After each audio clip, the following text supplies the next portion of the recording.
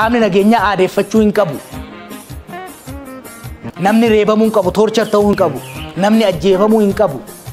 Seeraa ala hidhamuu hin qabu. Namni tokko shakkamaa yoo ta'e hin qabama, hin qoratama. Abbaan alangaa himatatti bana, mana murtii geessa. Manni murtii ragaa bitaa mirgaa dhaggeeffatee itti mura. Hin adabamaa jechuudha. Yakki isaa guddaa ta'e haaduu yoo jedhames ka itti murteessu poolisii yookiin loltuu tokko osoo hin taane mana murtiitii jechuudha.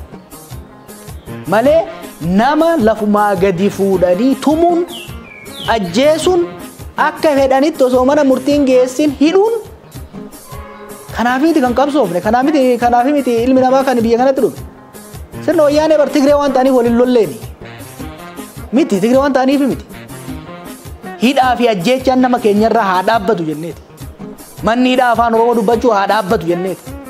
Namni seera ala hin hidhamin, namni hin ajjeefamin, hin gidirfamin, hin tumamin jenneeti. Ammas yoo kan ta'u taate mootummaa kanaanis wanni wal dura nu dhaabaa jiru namni keenya ajjeefamuu hin qabu. Namni keenya seera ala hidhamuu hin qabu. Namni keenya reebamuu hin qabu.